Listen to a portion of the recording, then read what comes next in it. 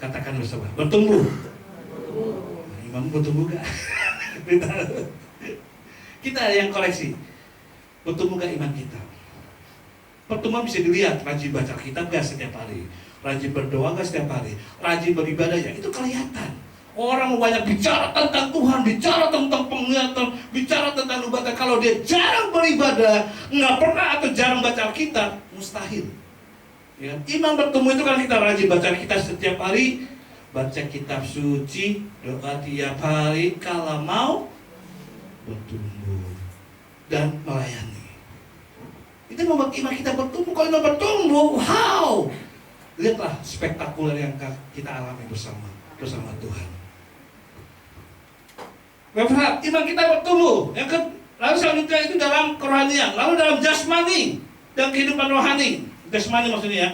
Maka kita akan mengalami pertolongan Tuhan, pertolongan kesembuhan Tuhan dalam kesehatan, mengalami pemeliharaan Tuhan dalam perekonomian, mengalami perlindungan kemenangan Tuhan dalam menghadapi musuh, mengalami penghiburan Tuhan dalam menghadapi bahaya atau bencana, sambil mendengarkan nyanyian syukur dengan nyaring dan menciptakan segala perbuatanmu yang ajaib. Mazmur 26 ayat 7. Wow. Kalau iman bertumbuh, mujizat kebutuhan jasmani kita pun akan mengalami. Berapa banyak ketika Bapak Ibu sakit mengalami sakit, ketika berdoa Tuhan menyatakan kesembuhan. Oh ada 1, 2, 3, 4. Pernah mengalami mujizat kesembuhan dari Tuhan? Amin. 5. Oh cuma malu-malu di rumah Tuhan atau dulu. Supaya kita tahu kita adalah anak Tuhan. Kita ada ciptaan, bukan pencipta. Betul? Oh demam sedikit aja kita harus begini Bu. Mana ya obat demam? Batuk dikit, mana konidin ya? Batuk Pak Haji.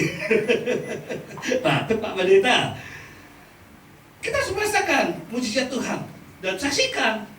Jangan malu, karena kita bukan manusia sehat. Walaupun Anda dan saya sering olahraga nge-gym, namanya virus kena aja. Jadi kalau bisa sehat. Saya ingat ada BPH kita, wah rajin nge-gym, badannya keren-keren. BPH gym. Ketika Pak, sudah Pak, aduh pinggulku sakit, kecetin, maaf ya nggak ikut ibadah.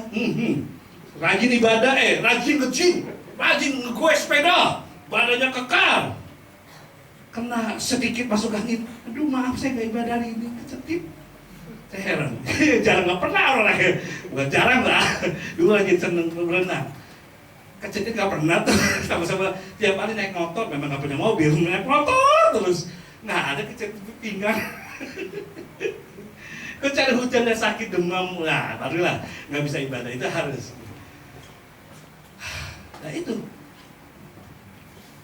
dalam sakit perekonomian. Bapak Ibu mungkin sekarang sudah mulai ya, puji Tuhan ekonominya bagaimana, pekerjaan.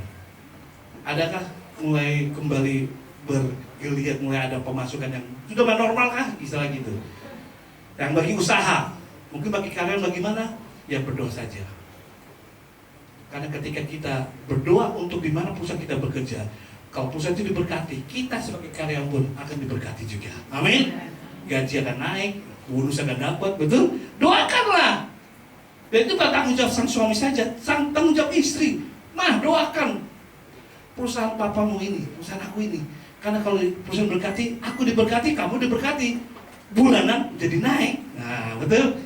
Jangan pengeluarannya naik. Pemasukan harus naik, ya kan? Ekonominya. Karena itu doakan, itu juga tanggung jawab seorang, bukan hanya seorang suami, seorang istri. Tanggung jawab anak. Saya suka bilang pada anak saya, Pak mau minta ini berdoa nak. Doakan bukan papamu saja, doakan tempat papamu bekerja, yaitu di gereja. Supaya kalau jadi berkati, papamu diberkati. Naik gaji kan, atau dapat bonus, atau tempat lain. Nah, kamu minta apa bisa kebeli. Jadi tanggung jawab kesejahteraan ekonomi, tapi tanggung jawab keluarga itu juga. Cuma porsinya, bapak yang bekerja, ibu yang mendampingi sambil doa, anak juga mendoakan papanya bekerja. Ada amin anak-anak, anak muda. Engkau bisa bersekolah saat ini itu karena papamu bekerja. Karena ini doakan juga, anak jawab. Ya kan? Itu sang papa, tanggung jawab papa. Kalau perusahaan ini kena bangkrut atau kena likuidasi dan lain-lain, kita sebagai anak muda bisa sekolah juga. Amin. Kan ini tanggung jawab. Kalau mau menerima diberkati, itu juga rendah hati namanya. Level up. Iman kita bertumbuh, ekonomi kita akan bertumbuh kalau kita mengevaluasi diri. Tuhan, dalam tahun 2002 aku sebagai anak yang baik gak bagi orang tua aku, papa mama? Sering ngelawan gak? Sering bencana atau sayang no kepada orang tua? Disayang atau dibenci? Itu menghambat sekolah kita, pendidikan kita. Betul? Apalagi laki-laki gak peduli. Anak laki-laki maksudnya, orang bapak mau terserah, kamu pokoknya sampai SMA kamu mau naik, kamu mau kuliah, ada uang silakan, nggak ada uang sudah. Padahal seorang laki kan berat dia sampai kuliah supaya kerjaan masa depannya lebih bagus gitu kan. Tapi kalau bapak nggak, kurang peduli kalau anak-anaknya nggak ada tanggung jawab, nggak rendah hati, mendoakan papanya supaya hidupnya baik-baik bersama mamanya, mendoakan papanya dan bekerja supaya sang suami juga bergairah bekerja di perusahaan tersebut. Doakan perusahaan tersebut, bawa bosnya, usahanya, supaya anak-anak juga diberkati. Jadi semua dapat ya, sang suami, istri dan anak, ya, supaya level up. Ayo beritahu mereka, kita level up ya, level up, level up. Ngerti ya? Artinya bertumbuh ya. Ini tema kita 2023, Pak Gembala Triyogo mengatakan tema kita adalah level up bagi GSJS dan Jemaat Allah Ebenezer dan 13 satelitnya. Jangan hanya ambang saja level up. Di sini pun harus level up. Ya, amin. Harus level secara rohani maupun secara jasmani. Kalau sana tambah banyak jiwa, di sini pun harus tambah banyak jiwa. Sana tambah satu ibadah, di sini harus tambah juga. Oh, haleluya. Sekali dapat ibadah dia omongan. Sudah berapa? 2. Berapa tambah lagi? Haleluya. Gak apa-apa. Soal sedikit banyak urusan Tuhan. Yang penting kita mau beribadah, mau cari jiwa-jiwa. Disinilah tempat kita, iman kita bertumbuh. Daud dan selanjutnya, Tuhan, aku mencintai rumah-Mu. Wow. Daud gak egois ya Bapak Ibu. Dia punya kedudukan sebagai raja, duduk di istana. Tapi dia peduli terhadap baik Allah, terhadap gereja. I love you. You home. Aku mencintai rumahmu.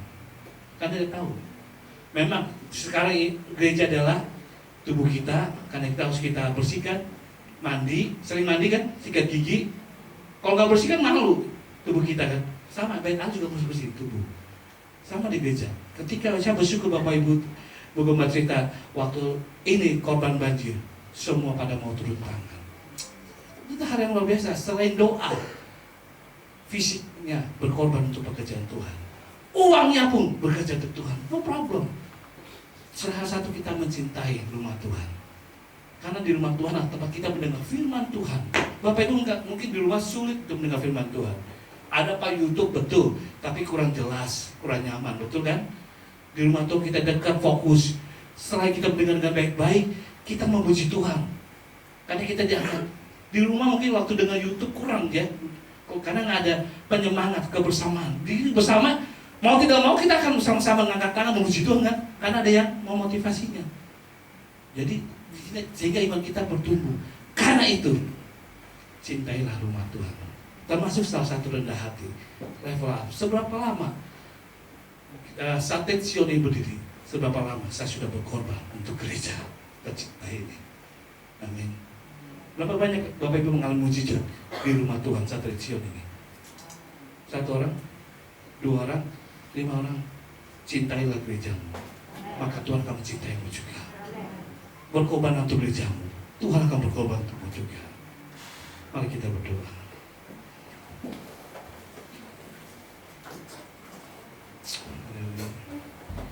Selidiki aku, lihat hatiku Tuhan. Apakah aku sungguh mengasihi-Mu?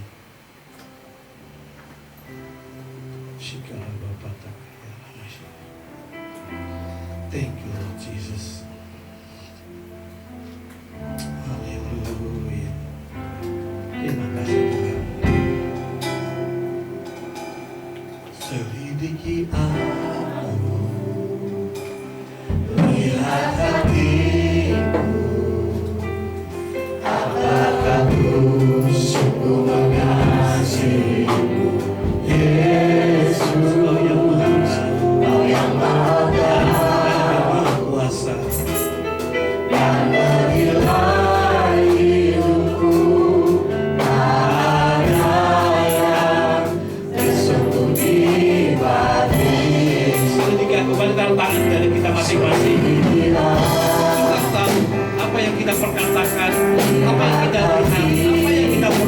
apa yang kita pikirkan.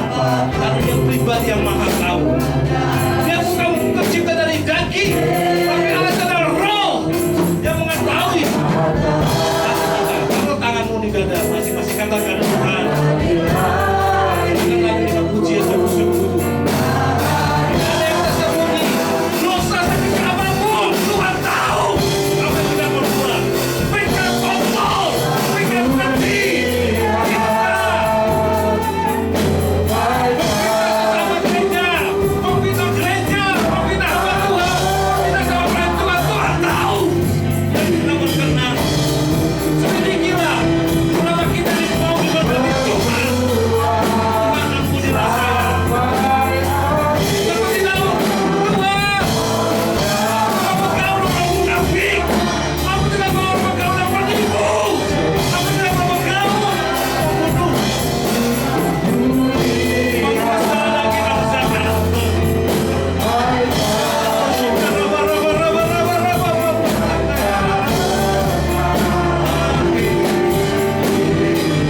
Yes, karena kasih setia Tuhan kita. Mari kita berjuang Tuhan.